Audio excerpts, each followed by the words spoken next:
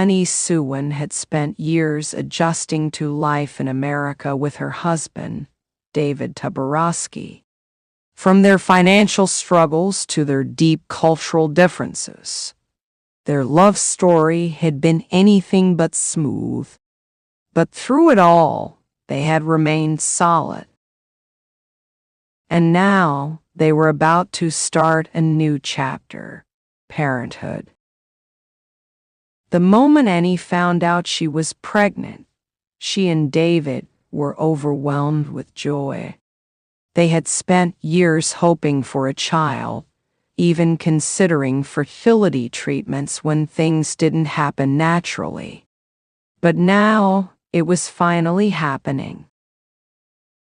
However, the pregnancy also brought uncertainty. David had been struggling with health concerns, and Annie felt a deep longing to be with her family in Thailand during this special time. After many discussions, they made a bold decision. Annie would return to Thailand for the majority of her pregnancy. David would travel back and forth when he could, but Annie would have the support of her mother, aunts, and childhood friends as she prepared to welcome their baby. Excited but nervous, she packed her bags, kissed David goodbye at the airport, and boarded the long flight home. She thought she was ready for everything that awaited her. She was wrong. The first few weeks in Thailand were filled with celebrations and reunions. Annie's mother, Lam, was overjoyed to have her daughter home, fussing over her like she was a teenager again. Her childhood friends threw her a small welcome party, and her aunts prepared nutritious, traditional meals meant to nourish both her and the baby. Everything seemed perfect. But then the pain started. At first, it was just discomfort, a dull ache in her lower back, some swelling in her feet, and occasional dizziness. She chalked it up to pregnancy symptoms and tried not to worry. But within a week, the pain became unbearable. It wasn't just her back anymore, it was her entire lower body. Shooting pains radiated from her hips, down her legs, making it difficult to walk. Even standing for too long made her feel like she might collapse. One night, after struggling to get out of bed, she burst into tears. Something was very wrong. The next morning, Annie's mother insisted on taking her to the hospital. David, still in America handling work, was panicked when he received Annie's call. "Baby, please don't stress," she told him. "I just need to check everything. I'll be okay." But deep down, she wasn't so sure. At the hospital, the doctor performed an ultrasound, checked the baby's heartbeat, and ran several tests. The baby was healthy, which was a relief. But as the doctor continued his examination, his face grew more serious. Finally, he sat down and said the words Annie hadn't expected. "You have a severe case of pelvic girdle pain, PGP." She blinked. "What is that?" "It's a condition that affects some pregnant women," he explained. "It causes instability in the pelvic joints, leading to severe pain, especially when walking or moving." Annie's heart dropped. "So how do I fix it?" There's no quick fix, the doctor admitted. Physical therapy can help, but in some cases, the pain lasts throughout pregnancy. Annie's stomach clenched. Was this going to be her reality for the next several months? As days passed, the pain only got worse. Walking around her village, which she had once done so easily, became torture. She needed help just to get out of bed.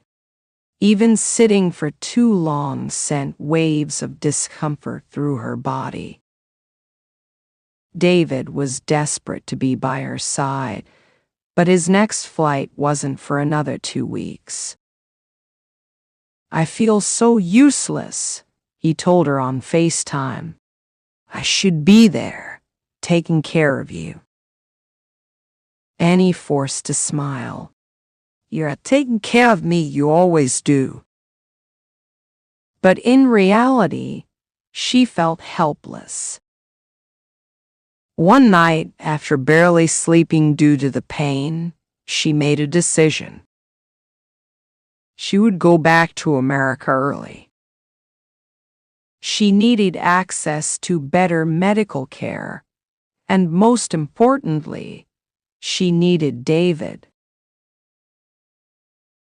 As soon as David heard Annie's plan, he jumped into action. "I'll book your flight right now," he promised. "Just come home, baby." But fate had other plans. The next morning, Annie woke up feeling oddly different.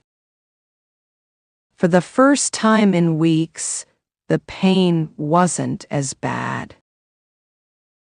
Confused, she stretched her legs carefully. The usual sharp ache was still there, but it had diminished. Had something changed overnight? She rushed to tell her mother. Mom, always the believer in spiritual signs, simply nodded. "The baby is adjusting," she said. "You must listen to your body. Maybe you don't need to leave so soon." Annie hesitated. Should she really stay? That night, she called David. "I don't know what to do," she admitted. "I feel a little better." David took a deep breath. "Annie, you know I'll support whatever you decide, but don't push yourself too hard. If you need to come home, just say the word." Torn between her two worlds, Annie wrestled with her decision. Over the next week, Annie focused on gentle therapy and traditional Thai remedies. Her aunts helped her with herbal treatments. A local healer massaged her lower back with warm oils. She started practicing pregnancy-safe yoga, focusing on her breathing. And slowly, something shifted. The pain, while still present, became manageable. For the first time in weeks, she felt hopeful. "I think I can stay a little longer," she told David. "I want to keep trying."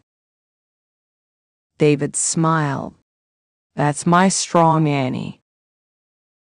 She still had a tough road ahead. PGP didn't just disappear, and she knew she had to be careful. But she also felt empowered. She wasn't alone. Her family was here, and soon David would be too. Annie's pregnancy had taken an unexpected and painful turn. But it had also taught her something important. She was stronger than she realized. With her family's support and David's unwavering love, she knew she could get through this, one step at a time. And in just a few months, they would be holding their baby in their arms. Nothing, not even pain, could take away that joy.